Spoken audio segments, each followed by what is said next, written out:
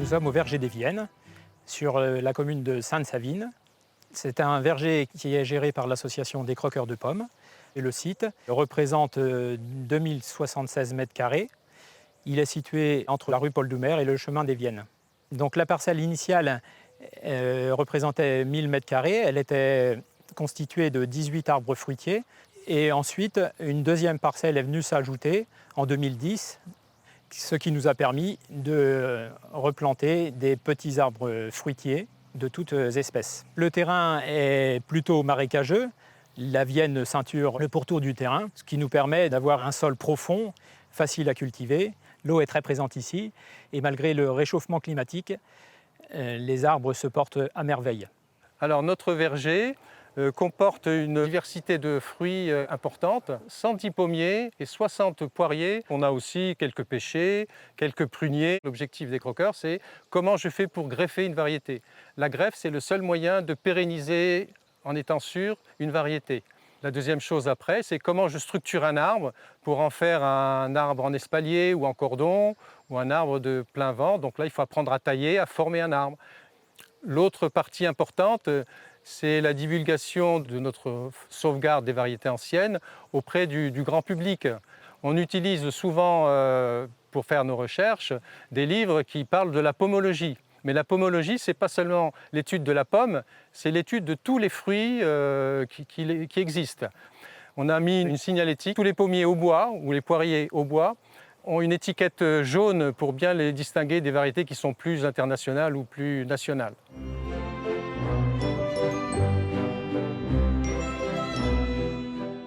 Donc ce site est géré en essayant d'intégrer les nouvelles données que nous impose le dérèglement et le changement climatique.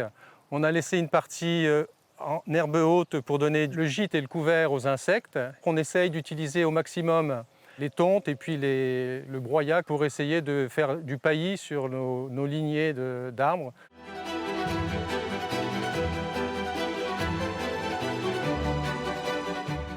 Alors nous nous trouvons au verger de Courterange. C'est un verger important qui appartient à l'association des croqueurs de pommes. Il représente une superficie de 4000 m². Au départ, la commune a décidé de planter un verger communal en plein cœur du village, de façon à ce que ça ne soit pas construit.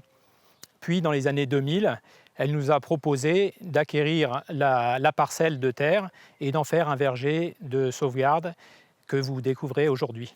Donc la commune de Courterange se situe sur le parc naturel de la Forêt d'Orient. Il y a des prairies humides tout autour. Nous sommes sur un terrain argileux, donc une terre relativement lourde et difficile à travailler, mais où les arbres prospèrent bien et elles gardent bien l'humidité. Dans ce verger, on a environ 180 arbres. Au niveau de l'association, le principal objectif, c'est de rechercher les variétés anciennes, de les retrouver, de les identifier et ensuite derrière de les conserver et voire de les multiplier. On a un partenariat avec l'INRA qui nous permet donc d'analyser la génétique de chaque arbre. L'objectif, il est derrière de multiplier ces variétés-là.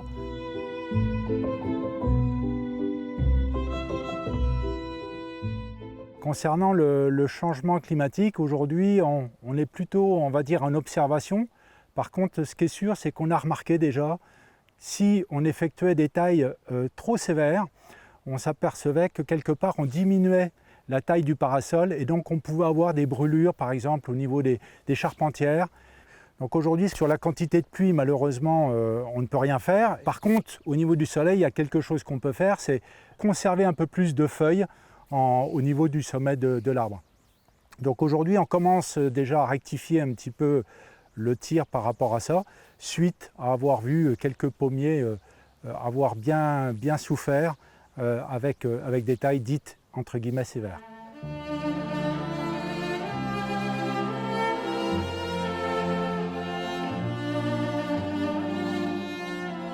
On entend parler de poumons verts au niveau de la planète, mais ici on a un tout petit poumon au niveau de Courterange. Et quand vous venez ici, par exemple au mois d'avril-mai, où tout est en fleurs, c'est vraiment spectaculaire. On découvre la végétation qui change, on découvre l'explosion après la floraison des feuilles, et on voit une verdure qui explose. C'est simplement magnifique.